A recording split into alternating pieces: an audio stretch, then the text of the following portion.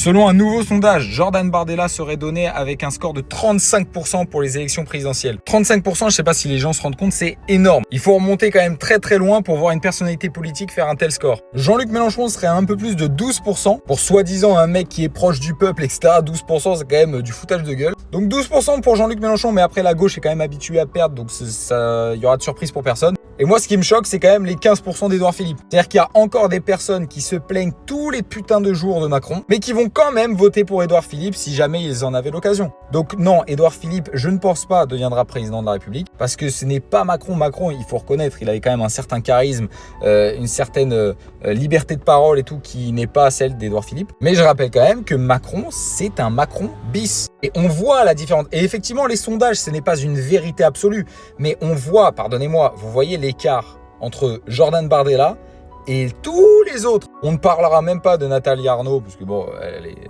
hors contexte. Mais bref, encore une fois, c'est la droite qui va gagner, bien évidemment. 2027, c'est pour le RN. Et ça va être incroyable, vous allez voir.